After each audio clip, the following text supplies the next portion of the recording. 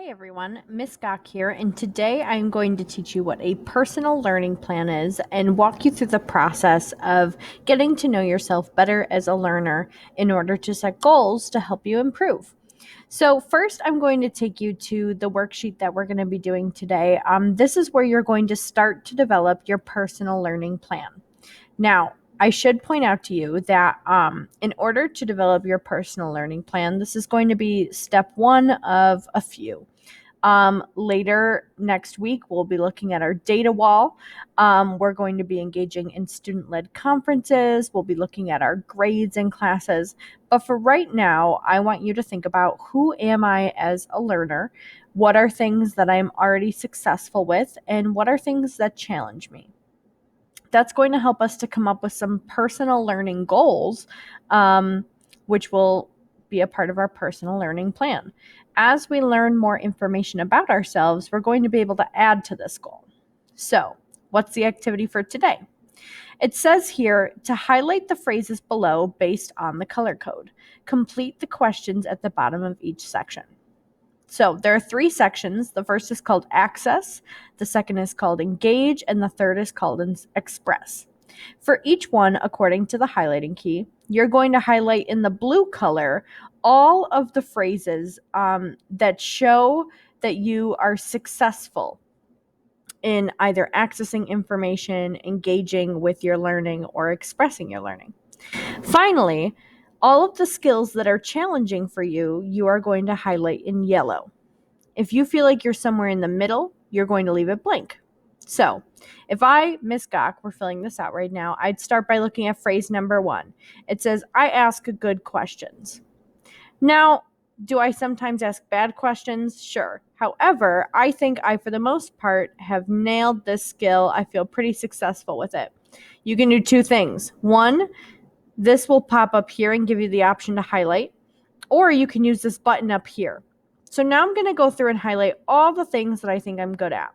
I am motivated to learn, certainly motivated to learn. Again, I can either click this right here or click the button up here. A couple things that I see that I know I'm good at. I have good memorization skills. I have an extensive vocabulary. I'm a good listener. I'm trying to think. I think I am a good listener. That's another one too. So I would go through the entire list and highlight all the things that have to do with how I access information. Now, a couple of these things I saw that were challenging to me. First of all, I'm a hands-on learner. I'm not always a hands-on learner. Sometimes I find this a challenge. That's just for me personally, so I'm going to highlight that in yellow. I'm very focused. Sometimes I'm not very focused. And it definitely depends on my situation, but I know more times than not, I sometimes struggle with my focus. Finally, I can explain math symbols and concepts. We all know Miss Gok struggles very much with this. So again, I'm going to go to the yellow here and give that a highlight. Okay. Now, theoretically, you will highlight more on here. However, I'm now going to go to the questions down here. Based on what you highlighted, explain in your own words what you are successful with and what you find challenging. So I would explain the list of things that I think I'm good at in my own words, and I would explain in yellow. I also might give some examples just to help me remember in the future kind of what I was thinking in this moment, or to help my teacher, who for you guys happens to be me. So for example, if I were to talk about I explained math symbols and concept, I gave myself a yellow. I might write in this, in middle school, I was actually very good at math. However, when the math got more challenging and involved things like trigonometry, which I'm sure I spelled incorrectly. Yep, certainly enough. I'm trying to think of the other one that it was. I don't remember. Like trigonometry, I got confused and did worse. Overall, I think I'm good with logic puzzles.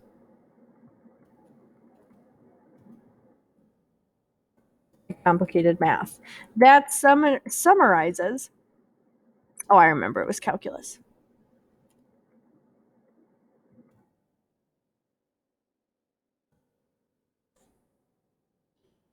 So this is me explaining in my own words what I'm successful at and what I have a challenge with. So I said I'm good at logic puzzles. Okay. I was good at eighth grade math. However, when it got harder, that's when things got harder for me. So you would do this for the big ones. What are your biggest challenges? What are your biggest successes here? Finally, briefly describe how you prefer to access new information. So, as a whole, what trends am I noticing and what things are going to help me?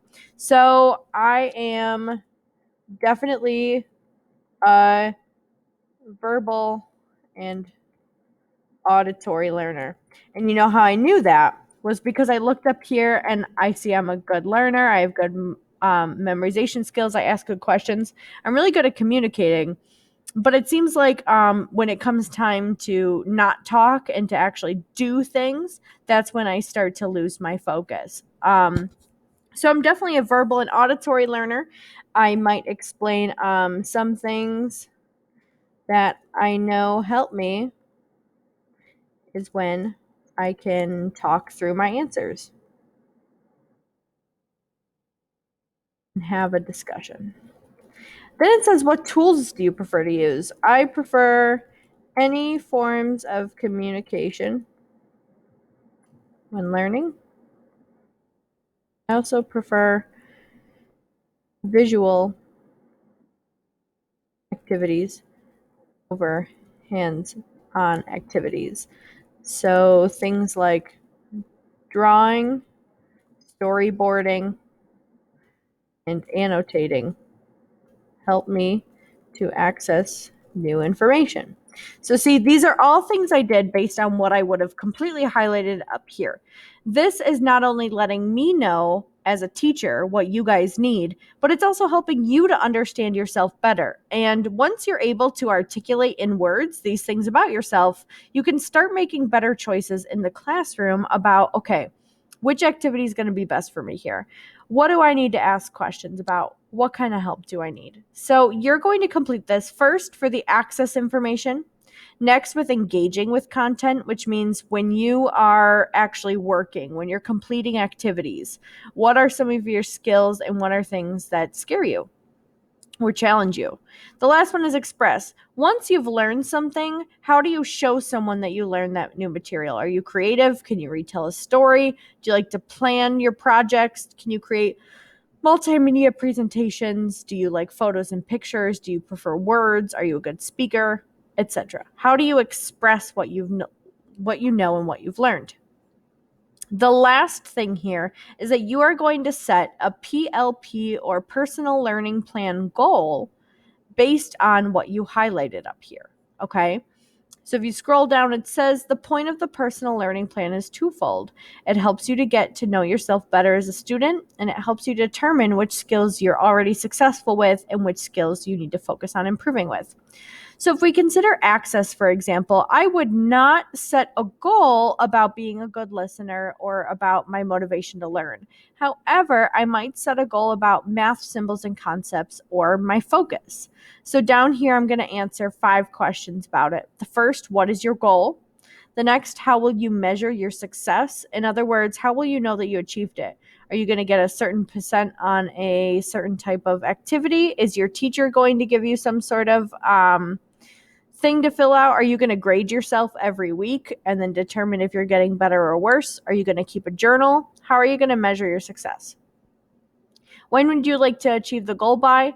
Try to keep it reasonable. I would say within the month. That way you can actually hold yourself accountable. How do you plan to achieve the goal and how will this goal help you? So think, how will it help you now? How will it help you in the future? I want to show you some examples of personal learning plan goals for each category. So these are some possible access goals, right? In other words, ways that you access new information or you get to it.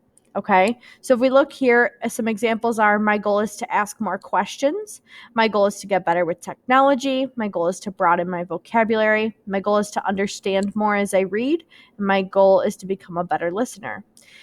once you set the goal, again, you would figure out how to achieve it down here at the bottom with this table that just magically disappeared. So once you've set your goal, you would then figure out more details about it. Sometimes figuring out the goal is the hardest part. For engage, here are 4 examples. My goal is to accept harder challenges when learning. My goal is to better manage my time. My goal is to help others in their learning, or my goal is to engage in my learning even when I do not like that kind of activity. I know there are definitely some in here that I got to focus on. The last one is express.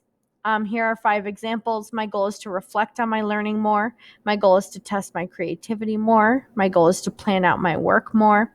My goal is to get better at expressing my thinking through words. And then my goal is to work on my public speaking and presenting skills. So hopefully these are some goals that can kind of help you focus on, all right, what kind of goals should I set?